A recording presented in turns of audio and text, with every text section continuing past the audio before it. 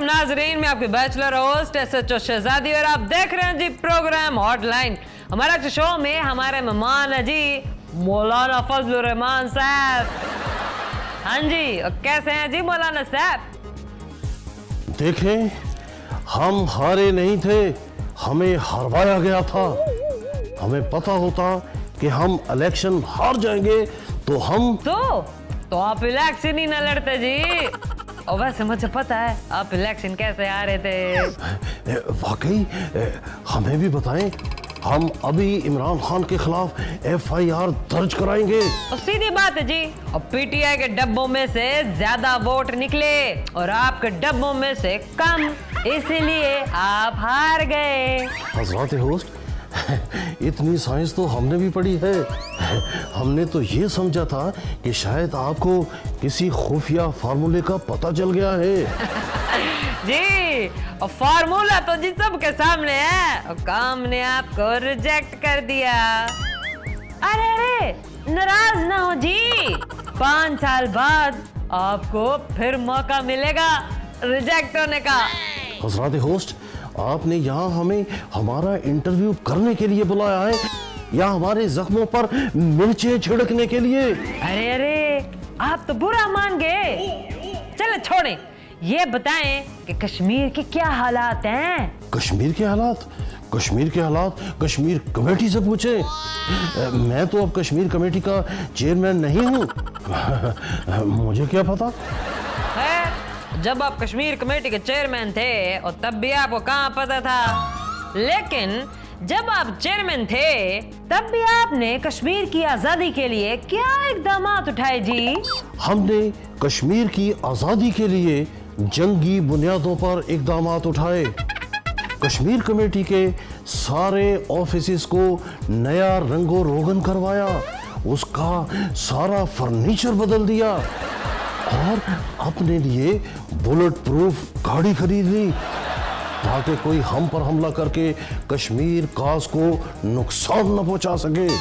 वाह वाह जी, आपकी इतनी जद्दोजहद के बावजूद भी भारत ने कश्मीर पे कब्जा नहीं छोड़ा।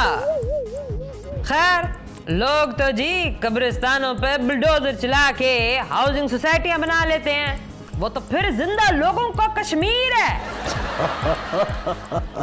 कब्रिस्तानों पर हाउसिंग सोसाइटियां? वहां तो फिर हर रात भूत पार्टियां हुआ करेंगी। चुड़ैलों का रक्स होगा। अरे नहीं मौलाना साहब, वो आजकल जिंदा इंसान और भूतों से ज्यादा खतरनाक होते हैं।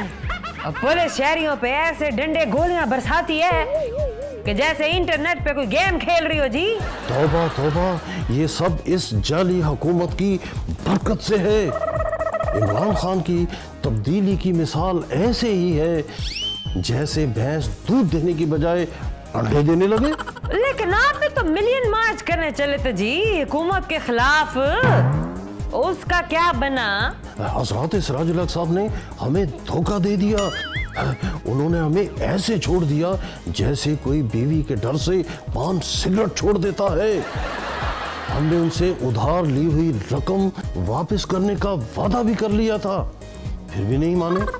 उन्होंने सोचा होगा जितना नुकसान होना था हो गया है, इसी पे सब्र कर लें। आपकी तो APC भी 1 हफ्ता नहीं चली। हमने रीमा और शान को लेकर कोई पंजाबी फिल्म बनाई थी जो 1 हफ्ता नहीं चली। और जी पंजाबी फिल्म भी हफ्ता 2 हफ्ता चल जाती है, आपकी APC तो 2 दिन में फ्लॉप होगी जी। ओ इतनी फीकी APC, और मीठा कम डाला था क्या? दरअसल APC में नून लीग की सारी दाल तो मौजूद थी, लेकिन उनका गुड़ हजरत नवाज शरीफ नहीं थे। हम APC की गचक क्या बनाते, हमें तो कुछ दाल में काला लगता है। अजी नून लीग की ना सारी दाल ही काली है, बल्कि 2-3 दाने होंगे जी दाल के, बाकी सारा तो पानी है। जमात-ए-इस्लामी ने MMA से जुदा होने का फैसला क्यों किया, आइए देखते हैं। मेरा साफी भाइयों, जैसा कि आप लोग जानते हैं कि जमात-ए-इस्लामी की मजलिस शूरा ने यह फैसला किया है कि आज से जमात इस्लामी के और एमएमए के रास्ते जुदा हैं। मेरा भाइयों, एमएमए में जमात इस्लामी की वैल्यू ऐसा रह गई थी जैसे सब्जियों में टिंडे की होती। इनका मतलब है कि टके की वैल्यू नहीं रह गई थी। हमें छोड़कर मत जाइए सिराजुल हक साहब। हम आपसे वादा करते हैं कि एमएमए में जमात इस्लामी की वैल्यू तरक्की करके टिंडे से टमाटर हो जाएगी। हमारा मतलब है सिराजुल हक साहब, हमें छोड़कर मत जाएं। हम आपसे वादा करते हैं कि अगली बार अगर हम वजीर आजम बन गए तो हम आपको सदर पाकिस्तान बना देंगे। नहीं, हम आपको वजीर खजाना बना देंगे। नहीं, हम आपको वजीर आला बना देंगे। नहीं। और तो फिर क्या बनाएंगे मेरा भाई? कुछ बोले तो सही। हजरत सिराजुल हक साहब, आप कुछ बोलने देंगे तो ही हम कुछ बोलेंगे ना। तो बोले ना मेरा भाई, बोले। हम अगर वजीर आजम बन गए तो हम आपको अपोजिशन लीडर बना देंगे। नहीं मेरे भाई, नहीं। ये आप लोग क्या पहेलियां बुझा रहे हैं? सीधी तरह बताएं कि सिराजुल हक को आप क्या बना देंगे? हजरत सिराजुल हक साहब, हम अगर वजीर आजम बन गए तो हम सिराजुल हक साहब को अपना पीर बना देंगे।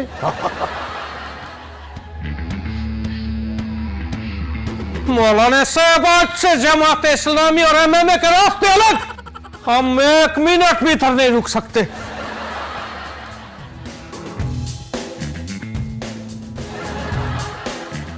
चले छोड़े मौलाना साहब, अब चलते हैं। आइए चलें, अब हमारे रास्ते अलग अलग हैं। आइए मौलाना साहब।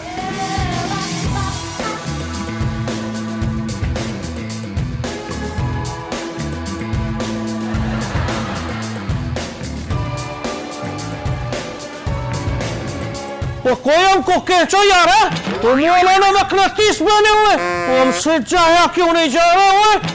वो मेरा भाई कोई केचो।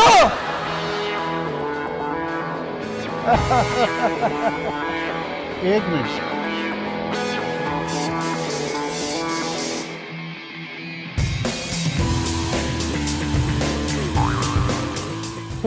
वो मौलाना साहब, ये आपने हमारी टोंगों पे ताला क्यों लगा रखा है? हजरत सिराजुल हक साहब, एमएमए में पार्टी आती अपनी मर्जी से है और जाती हमारी मर्जी से है। मौलाना साहब, इसका चाबी क्या है? ये नंबरों वाला ताला है। एमएमए बनाकर हमने चाबी इलेक्शन के समंदर में फेंक दिया था। हमारा और आपका साथ ऐसा ही है जैसे चटनी और दान का है।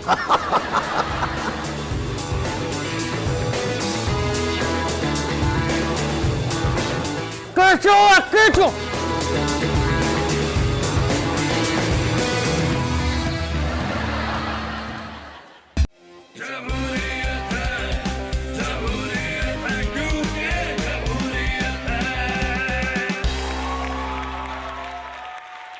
तबसरा निगारों का कहना है कि उन्हें मौलाना फजलुर रहमान की दाल गलती हुई नजर नहीं आ रही। जाहिर है कि मौलाना की सियासत का चूल्हा तो ठंडा हो चुका है, उस पर एहतजाज की दाल भला कैसे गलाई जा सकती है? बेहतर है कि मौलाना साहब ये कच्ची दाल परिंदों को डालकर सवाब कमाएं। उस्मान बुज़दार साहब शहबाज शरीफ जैसा बनने के लिए किन कोशिशों में मसरूफ है? आइए देखते हैं। सर, खादमे आला का खजाना इसी कमरे में हो सकता है। हाँ, आओ देखते हैं। चले सर।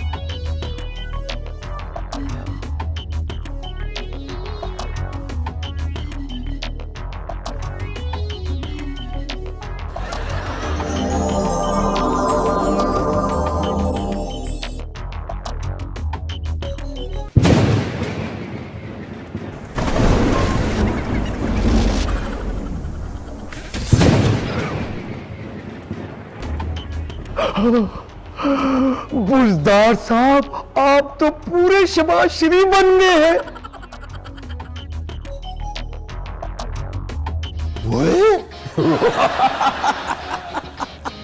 वाकई मैं तो शहबाज शरीफ बन गया। ओए, मेरे हाथों में खुजली हो रही है, जल्दी जल्दी प्रेस कॉन्फ्रेंस का इंतजाम करो। अभी नहीं जी, आइए आइए आइए आइए। क्या बात करते हो, क्या बात करते हो? इस हुकूमत ने 8 माह में 350 यू टर्न लिए हैं। ये हुकूमत चला रहे हैं या कोई आसमानी पंगूड़ा चला रहे हैं? उस्मान बुजदार साहब, ये आप क्या फरमा रहे हैं? हाँ, पंजाब में तो आप ही की हुकूमत है। मेरी हुकूमत है जी।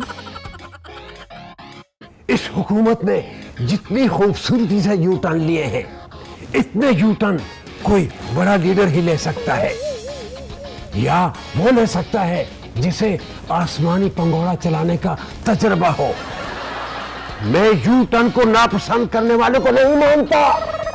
ऐसे दस्तूर को, सुबह बेनूर को मैं नहीं मानता, मैं नहीं मानता, मैं नहीं मानता, मैं नहीं मानता, मैं नहीं मानता, मैं नहीं मानता।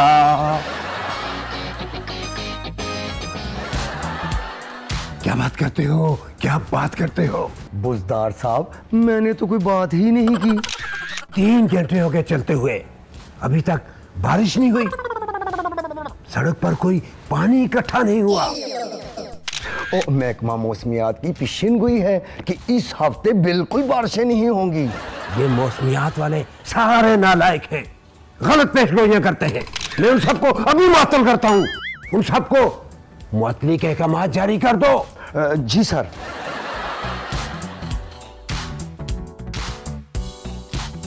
ओए फोटोग्राफर, जी सर, जल्दी फोटो खींच।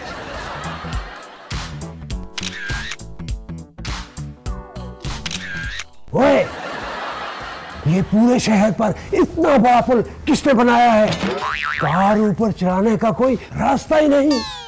बुजदार साहब, वो पुल कारों के लिए नहीं, ऑरेंज ट्रेन के लिए बनाया गया है। ये बंदा आगे से जवाब देता है, मैं इसे अभी मुअत्तल करता हूँ। oh, no. जी बिल्कुल ठीक है, तुम मुअत्तल हो चुके हो। अभी तुम भी अपने आप को मुअत्तल समझो। लेकिन सर, मैंने क्या गलती की है? अब मैं क्या तुम्हारी गलती का इंतजार करता रहूं? सेक्रेटरी। जी सर। तुम भी आज से मुअत्तल हो। बुजदार साहब, मैं तो आपका सेक्रेटरी हूँ। क्या बात करते हो, क्या बात करते हो? तुम मेरे सेक्रेटरी हो, मेरे खालू तो नहीं कि मैं तुम्हें मुअत्तल नहीं कर सकता। एक अंडरपास पार्टी गेट, एक ओवरहेड ब्रिज लक्ष्मी चौक और एक अदद पुल अनारकली में मुझे अगले महीने तैयार चाहिए। वजीर आला साहब, वो पुल है, को मुर्गी के चूचे नहीं है जो 21 दिन बाद अंडों से निकल रहा है। क्या बात करते हो, क्या बात करते हो? मुझसे इफ्तिताह करा लो। पुल बाद में बनाते रहना, वरना अपने आप को मुअत्तल समझो।